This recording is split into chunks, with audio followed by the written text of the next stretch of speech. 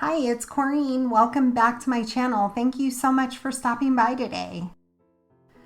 I'm back with another card using Spellbinder's Snow Notes from their Wonderland collection.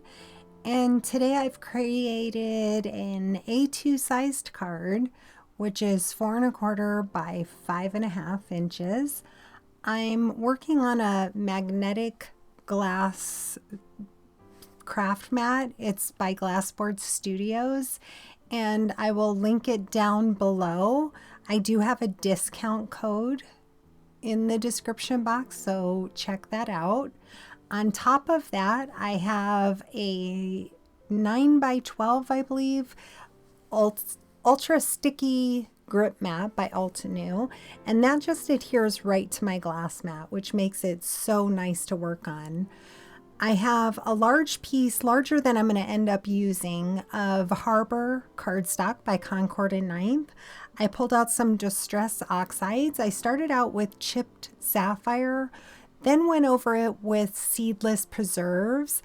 I will be ink splattering on top of this. That is why I am drying it first, but you will see that I go back over it with some more ink blending in a moment. So I pulled out some Cosmic Shimmer Pearlescent spray, and I'm shaking that up very well. And I will pull out my splat box and spray that on there. This gives it just a beautiful iridescent spray.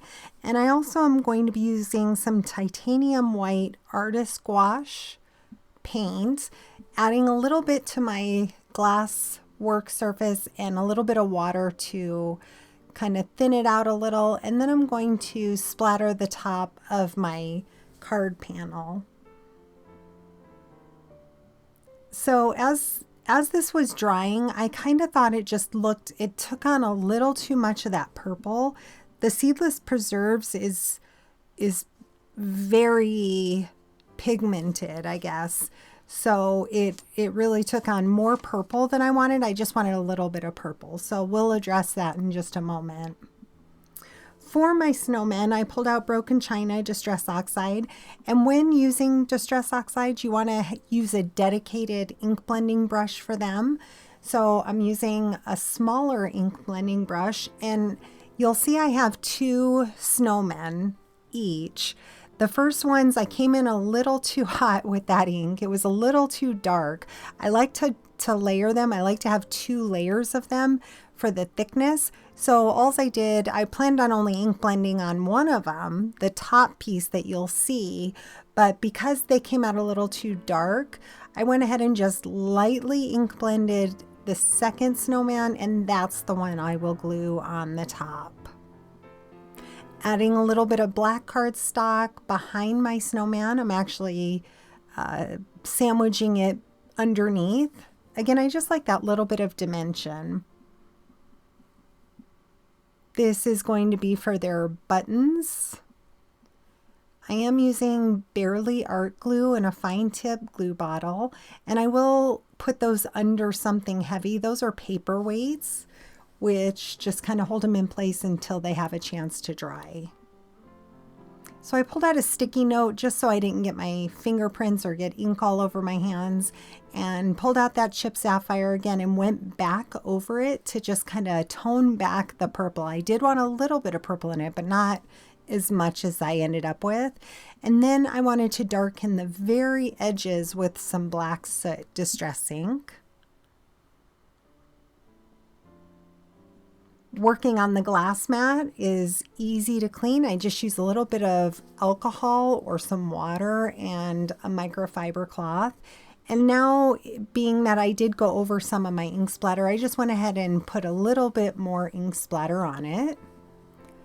Taking my heat tool to that, making sure it's dry. And then I pulled out Concord and Nine's Yuletide Lane stamps and some Hero Hues pigment white ink, because they have this snow flurry stamp. So I wanted to add that to the background. And also they have this little star in there. So I added a few stars throughout. Again, I knew the entire time that I was going to be cutting this down. I'll be using a Spellbinders rectangle die and cutting this to a little bit smaller than an A2 size card. That way, when I use an A2 sized background, it leaves me a nice white border. So now that I've adhered two of the snowmen together, I'm adding their little accessories. I'm using Hammermill 80-pound cardstock for the white. For my card base itself, I will also use Hammermill, but I'll use 100-pound.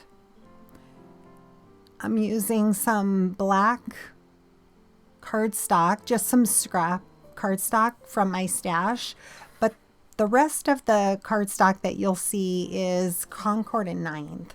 So I have Nutmeg for their little arms, and that piece that I pulled out is a backing from some sticky paper. So it's just a wax type paper. I put that on there before putting my paper weights on, that way nothing sticks to it.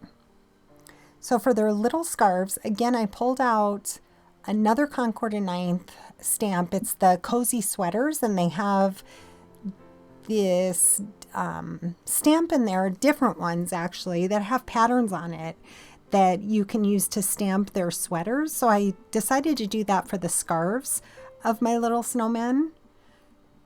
And I'm using that same white pigment ink. I have some cranberry cardstock. I went over two of the snowmen with two different patterns. I'm just adding it to a small stamp block.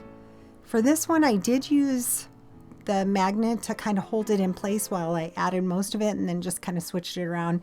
And then this last one, I think that's Stardust Concord and Ninth paper. I added an all over pattern to it. So cute. And then I'm just adhering all those onto the snowmen.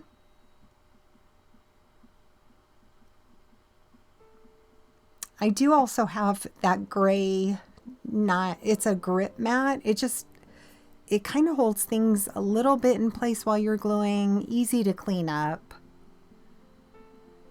And now I ran that through my die cut machine with that Spellbinders rectangle die. I did put a piece of scrap paper on top because even though I took my heat tool to it, I figured it was still wet a little bit. It takes a very long time to dry, and it was.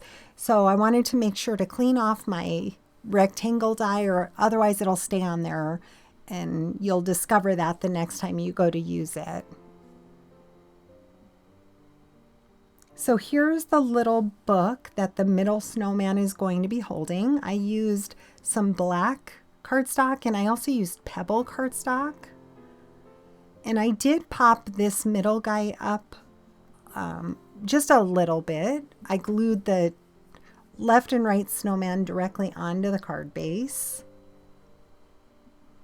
And I did find, I tried to put their arms on first. This guy is fine because he's holding the book, but the other two snowmen, I found that it was easiest to glue the arm that they're holding straight out, to put it on after you put your snowmen all together, so you know exactly where to put it.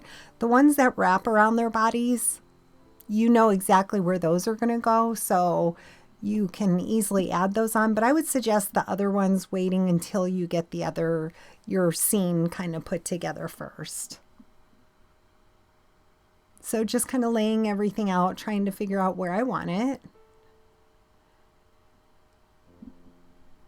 And I'm using some magnets to hold it in place so it stops moving around on my workstation. Makes it a little bit easier.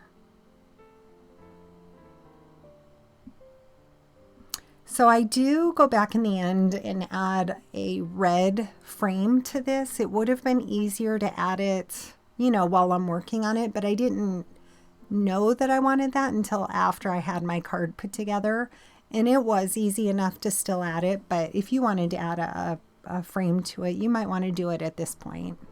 So as you can see, I glued the arms down, but then I think they were, and I gave them a chance to dry, but I think they were a little bit hidden behind this middle guy. That's when I decided to, luckily I was able to just kind of pull them up, probably because that oxide panel takes so long to dry. I was able to pull them up and move them a little bit the way I wanted.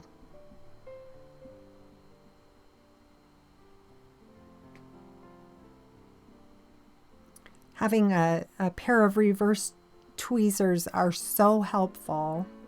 So I'm adding some glue to the back of my die. I like to stamp that off on some scrap paper just to kind of get any excess glue from oozing out. You just kind of it takes off just a little bit of that glue so it doesn't ooze out everywhere when you go to put it onto your project.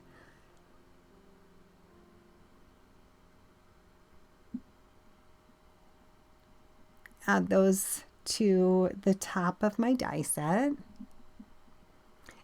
And again, using some magnets to kind of hold it in place while everything dries.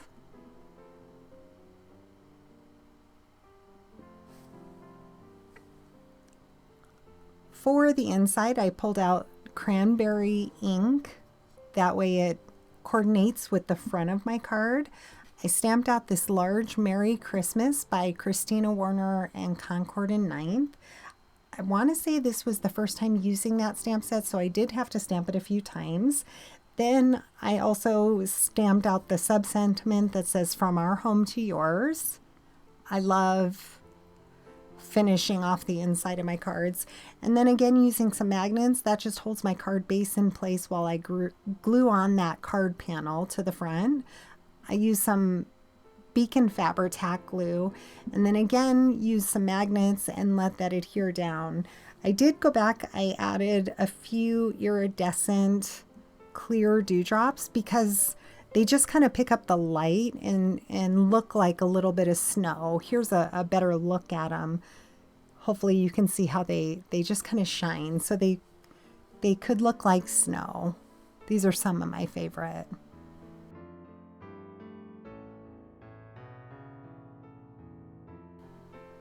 Here's where I had decided a frame would look really nice on it, so I glued 2 pieces together just to give it some stability. This is, again, Concord and Nine's cranberry cardstock, and I just kind of tucked it under that little snowman on the front that was popped up once I gave it a chance to dry. I used 2 of these frames or 2 of these dies together to create the frame. I just had used Post-it tape to hold them in place.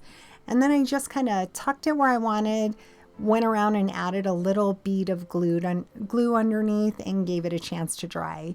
So these magnets are super strong and just kind of held it for me. So being that I had the frame where I wanted, because I was testing it out at first, once I had the frame where I wanted, I didn't want to lift that frame back up. So that's why you saw me put the magnets on it, just to hold it until I could add a little glue underneath.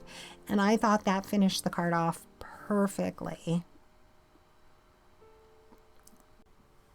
Here is my finished card. I hope you've enjoyed the process. If you have any questions, leave them down in the comments section below.